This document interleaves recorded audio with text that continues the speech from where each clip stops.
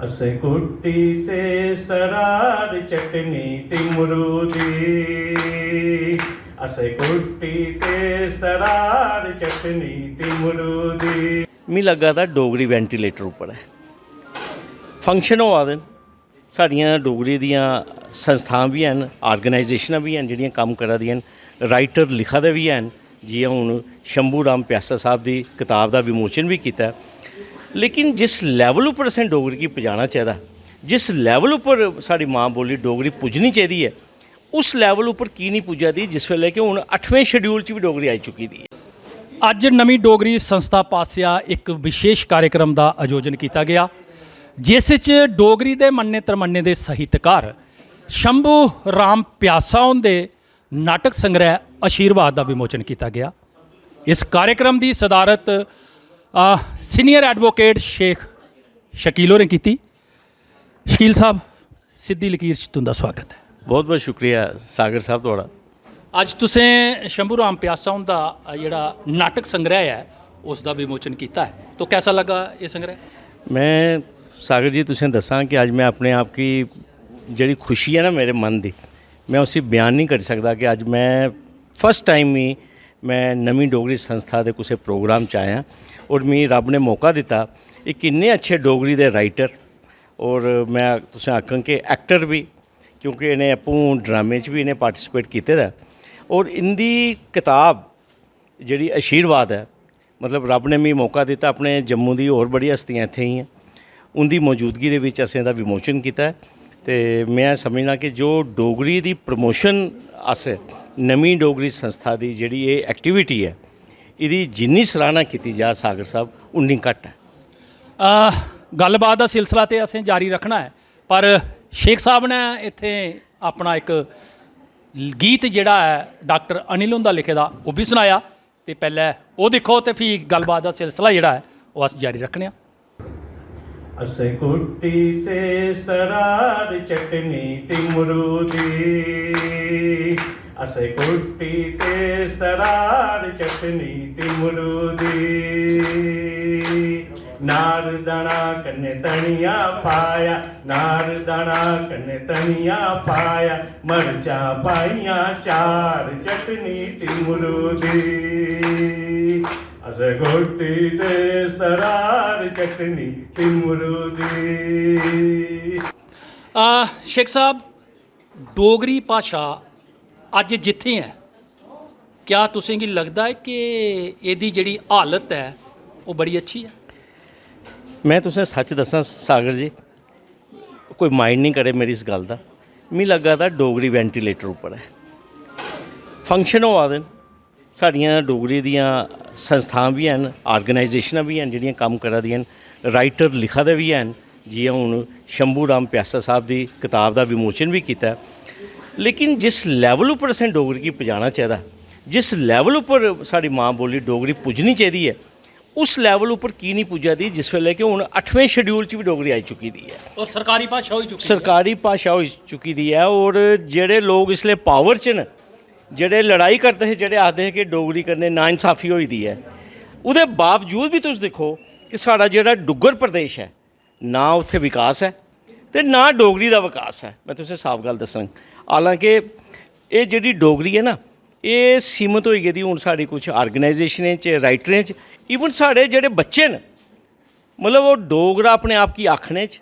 ते डोगरी मां बोली बोलने च उन्हें बड़ी झिझक है वो सोचते कि अंग्रेज़ी बोल गए हिंदी बोलिए या उर्दू बोलिए उन्हें लगता कि वो कन्नै शायद कोई स्टेचर या कोई स्टेटस से फ़र्क पौंदा लेकिन अपने आप की डोगरा आखने कन्नै या डोगरी बोलने कन्नै उन्हें कोई बड़ी झिझक है ये मिगी समझ नहीं आती जबकि ये बरक्स तुस दिक्खो साढ़े कन्नै के साढ़े माधोपुर टप्पी लाओ तुस पंजाब दिक्खी लाओ अज मैं गल कीती भी है देखो एक पंजाबी सिंगर सिद्धू मूसेवाला किन्ना नौजवान मुड़ा उन्हें कुत्थे पजाया हा कल्चर उन्हें कुत्थे पंजाबी पजाई दी ही और तुस दिक्खोगे जो ओहदी हत्या हुई तुसें दिक्खिया कि पंजाब च पीस नहीं है अमन नहीं होया ओहदे बाद और सिर्फ पंजाब च नहीं कनेडा लंदन यूरोप पाकिस्तान कुत्थे कुत्थे नहीं लोकें अफसोस किया सिद्धू मूसेवाले का कि तुम ये देखो कि एक यंग लड़का पंजाबी और किन्ने फखर कन्नै आखदे हो साड़ी मां बोली पंजाबी। गुरदास मान तुस देखो कुत्थै पजाई उ'नें पंजाबी इंटरनेशनल लैवल उप्पर। लेकिन इन्ने अच्छे राइटर होने के बावजूद भी, इन्ना रिच कल्चर होने के बावजूद भी साड़ी डोगरी उत्थे की नहीं पुज्जा दी। ये बहुत बड़ा सवालिया निशान है सागर साहब। ये ठीकरा तुस कोदे सिरा पर भन्नदे हो, डोगरें दे उप्पर जां सरकारें उप्पर? देखो सरकार भी जिम्मेदार है तो साढ़े अपने लोग भी जिम्मेदार ने। जब मैं अपने घर बोलनी ही कि नहीं डोगरी, मैं अपने बच्चे ही आखना ही नहीं कि तुस डोगरी गल करो। आपूं मैं राइटर हाँ लेकिन बच्चे कन्नै मैं हिंदी च आपूं गल करना। तो जब मैं अपने घरा अपनी देखो बच्चे आस्तै जेह्ड़ी ओह्दी यूनिवर्सिटी है ना, वो घर है, वो मां दी गोद है। लेकिन जिसले असें घर ओह्दे कन्नै डोगरी च गल ही नहीं करनी, असें उसी कॉन्वेंट च पढ़ाना, कोई गलत गल नहीं है। मॉडर्न एजुकेशन हासल करना, अंग्रेजी हासल सिक्खनी, कोई गलत गल नहीं है। लेकिन डोगरी बच्चे ने सिक्खनी कुत्थे है? सिक्खनी तो अपने बेड़े च सिक्खनी ना, अपनी मां दी गोद ही सिक्खनी, अपने घर सिक्खनी। जब असें घर डोगरी बोलनी गै नहीं, जब अस अपना कल्चर अस भुल्ली बैठे दे आं, तो फिर मैं समझना कि भी मैं सरकार की भी जिम्मेदार ठहरा, या मैं आसे पासे लोकें आखां कि कोई साजिश है डोगरी कन्नै। कोई साजिश नहीं है। अस डोगरी बोलना शुरू करचै। अज मैं इत्थे गल करा दा हा कि साढ़े डी ठाकर साहब गवर्नर रहे, हाई कोर्ट के जज रहे, डिप्टी चीफ मिनिस्टर रहे, सुप्रीम कोर्ट अपने जूनियर कन्नै पोगली च गल करते हैं। साढ़े ex chief justice of India Tirath Singh Thakur साहब, वो इस वेले भी अपने भरा कन्नै, भैनों कन्नै, अपने बच्चें कन्नै अपनी जिहड़ी मां बोली है पोगली च गल करदे। किन्ना फखर है उन्हें इस चीज़ का। और जिल्ले ठाकर साहब का देहांत होया, बड्डे ठाकर साहब का, उन्हें आख्या मेरी अस्थियां मेरे अपने पिंड च जेहड़ा साढ़े उत्थे नाला बगदा है उत्थे सुट्टियां जान। ये प्यार हुंदा अपनी धरती कन्नै, अपनी मां कन्नै एक प्यार हुंदा। लेकिन जद असें अपने मां बोली कन्नै प्यार ही नहीं, अस उसी प्रमोट ही नहीं करना चाहते। जद मिगी फखर ही नहीं है कि मैं डोगरा, जद मैं आखता ही नहीं मैं कुसै मैं डोगरा, छड़ा ये गल आखना कि अस डोगरे अस आखने शाने कन्नै, अस जित्तियां ने जगह घमसाने कन्नै। ये सिर्फ आखने कन्नै गल नहीं होनी, ये दिला करनी पौनी है, ये प्रैक्टिकली असें करनी पौनी है। और मैं तो आखना कि सवेरे जेह्ड़ी साढ़े स्कूलें च प्रार्थना होंदी है, उहदे च एक प्रार्थना च कोई डोगरी भी इंट्रोड्यूस की जा। की नहीं की जा? अगर तुस महाराष्ट्र च हो तो तुसें 10वीं तक मराठी पढ़नी है, जरूरी है, ठीक है। और इ'यां कि तुस पंजाब च देखो पंजाबी, ठीक है। लेकिन इत्थे डोगरी की नहीं है जरूरी? डोगरी एक इंपॉर्टेंट सबजैक्ट होना चाहिए साढ़े इत्थे स्कूलें च। उहदे बाद जाइयै अस आखगे कि हाँ जी साड़ी डोगरी प्रमोट होनी है, ठीक है। और असें फखर कन्नै असें अपने बच्चें गी गल आखनी पौनी है कि अगर तुसें बचाना है ये डोगरा कल्चर, ये डोगरी जुबान अगर तुसें बचानी है तो अदरवाइज रही जानी है, किताबें च रही जानी। और किताबां साढ़े बच्चें गी पता केह् करना, ये बेची ओड़नियां रद्दी है। तुसें मैं हिसाब गल्ल आख। हाँ जियां शेख साहब तुसें गल कीती है भई स्कूलें च जेह्ड़ियां प्रार्थना न ओह् भी डोगरी च होनी चाहिदी, पर जिन्ने भी गैर सरकारी जेह्ड़े स्कूल न उत्थे ते डोगरी उप्पर बड़ा बड्डा प्रतिबंध है। जिस वेल्लै तुस उंदा गेट टपदे हो ते अगर तुस डोगरी बोलदे हो तुंदे शब्द चार निकलदे न ते गेटा दा ओह् बाहर करी ओड़दे न। तो क्या इस ताईं जिम्मेदार सरकार है जां शिक्षा मैह्कमा है जां लोक न? दिक्खो जेह्ड़े प्राइवेट स्कूल न ना, उ'नें रेगूलेट कौन करा दा है? उ'नें रिकग्निशन कु'न्नै दित्ती दी? उ'नें रिकग्निशन दित्ती दी साढ़े शिक्षा विभाग ने। साढ़े जिन्ने भी प्राइवेट स्कूल न they are recognised and registered with the directorate of school education and education department.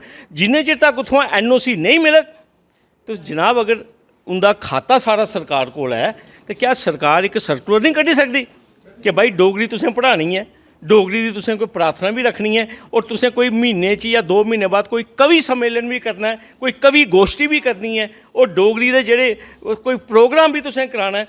तुस दिक्खो कि'यां नहीं प्रमोट होंदी डोगरी। लेकिन जद असें इस उप्पर एक्टिविटी नहीं करनी, असें करना डांस अंग्रेजी या पंजाबी, ठीक है। लेकिन साढ़ा इन्ना रिच कल्चर है, तुस मिगी दस्सो कमी कुत्थे है? तुस मिगी गल दस्सो, ठीक है। भला छपाईया डोगरेआ पूरी दुनिया च गाया जंदा। पाकिस्तान च तारा सैयद जेह्ड़ी है मलका पुखराज दी कुड़ी, क्या डोगरी गीत नहीं गा दी पाकिस्तान च? बहुत सारे गा दी ना। खड़े उन्हें पाकिस्तान च जिंदा रखेआ मलका पुखराज ने या नहीं? बिल्कुल, ठीक है।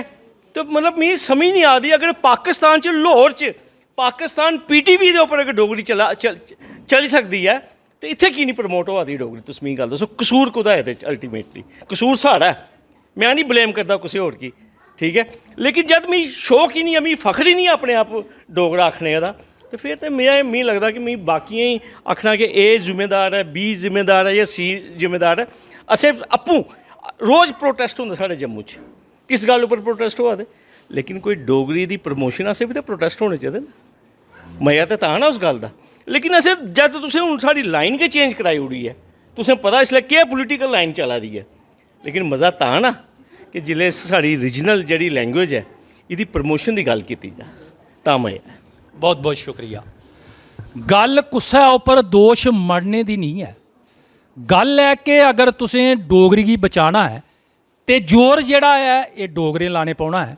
सरकारां आउंदियां न, सरकारां जंदियां न, पर अगर अस गै सुत्ते दे रेह् ते फ्ही डोगरी जेह्ड़ी है उसका विकास नहीं हो सकता।